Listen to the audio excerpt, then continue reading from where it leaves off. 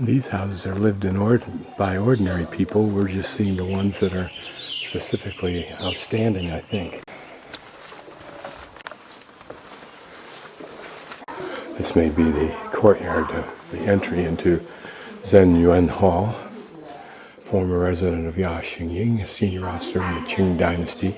And the brick carving, stone carving, and wooden carving of this house are very beautiful with profound meaning. These panels are different than the one at Yingkun because the faces have not been eradicated.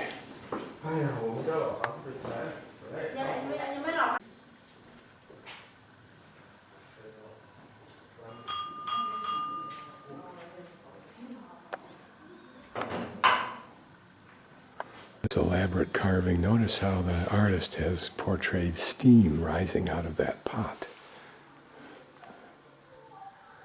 And here perhaps a couple of monks or ascetics or whatever. Now on the other hand, here all the figures in total have been removed. I mean the whole bodies of the figures. But not these smaller panels. Were these replacements or something?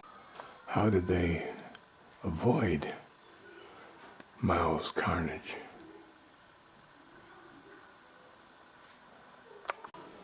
Is it possible this is how these might have looked? The older ones? Newer house is done very well. Chrome grates, etc. Here perhaps is the community's sewage settling plant. They're a pond. But there are fish in there too. So maybe it's just for raising fish. There I'm just outside of town looking across the fields and up that valley. This is part of the irrigation system. That carved out log brings water from my elevation down to that one.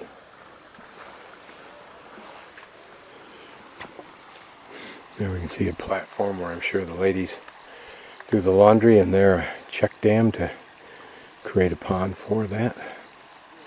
Here at least one kind of big squash. Here a little family plot. Wouldn't those be wonderful today in the United States if we bothered to do it?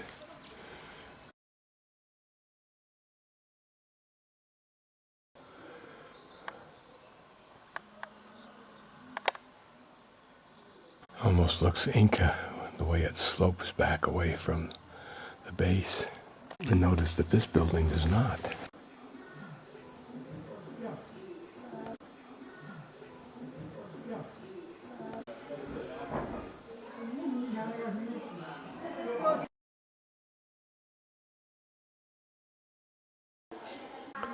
House named Jizhi, built in the middle region of the Qing Emperor Qinglong. That was the last of the three.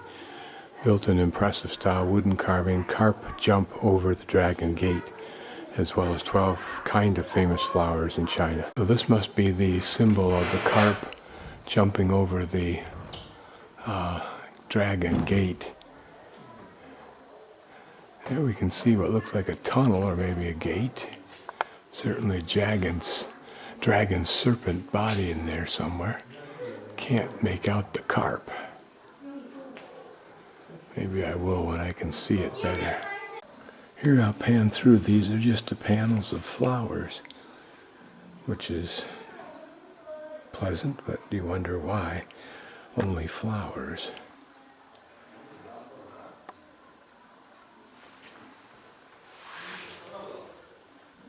But here again, the rodent motif. And it looks like a deer, either relaxed or dead, I'm not sure. And a bird. Sadly, these have all been defaced. Literally. Impressively large beams, but then these people were lumber merchants. It's a rather simple design, at least as it's what's left.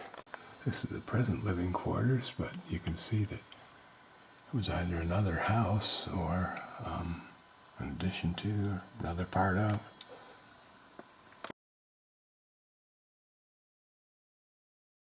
Here's the silver storeroom. I wonder if that was like a bank.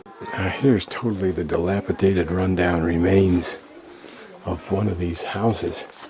It's kind of interesting, not only because of the nostalgia inherent in what you're seeing, but you can see some of the structure.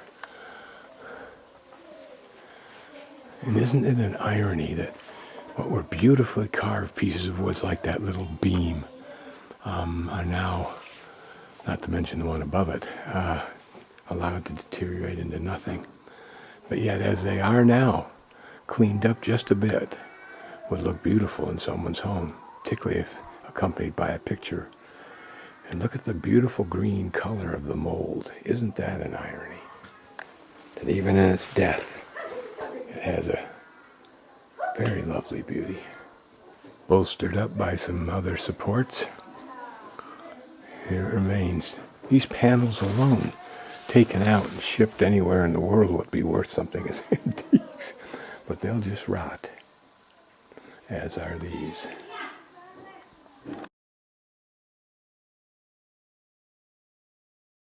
So this was a house built in the middle of the Qing dynasty for storage of silver, currency used in the old times in China, collected for school running, bridge building, and disaster rescue. So it was a depository for the civic community. Even now it's a pretty entryway. Again, the classic design. I'll take a closer look at that carving detail in a moment to see if it's relevant to silver. But you can imagine how this might have looked when all of these panels were opened up.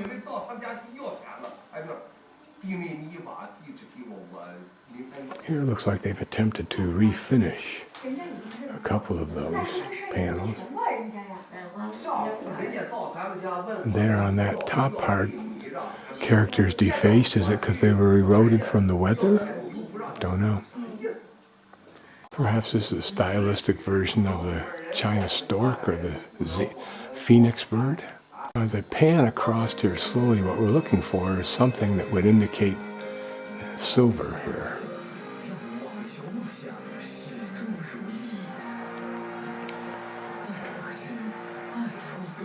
Is that a storehouse box or an oven? I don't see anything here that suggests that. Unless that were a counting desk. And now I'm on the other side looking at the first we panned over.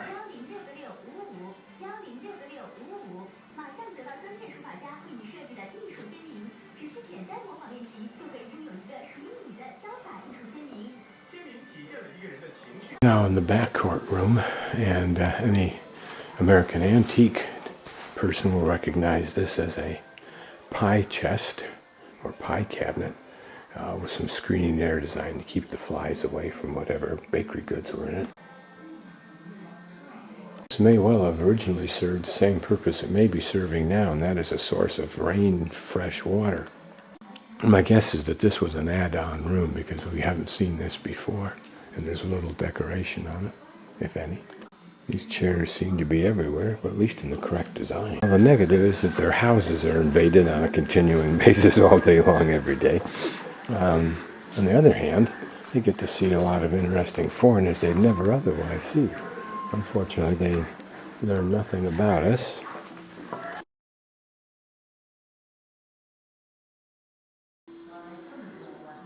Huayi home that we're going into was built in the time of the Emperor Yongzhen, who came between Kangxi and Qinglong.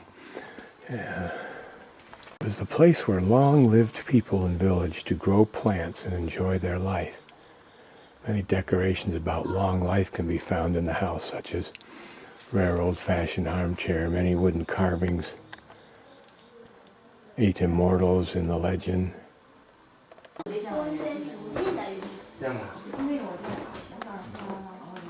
I try to look at the wood carving and see if it indicates the apparent theme, but I don't get it, but perhaps a Chinese person. Now we're in a rather wide area. Whether there was a building here once upon a time, I don't know. But you can see a fairly substantial building back there, and the sub-building in the front of it. So my guess is this might have been like a little square. They're a pretty second story. Again, you notice how that's exposed. to the weather. Presumably at the time when it was used, it was maintained. The wood protected.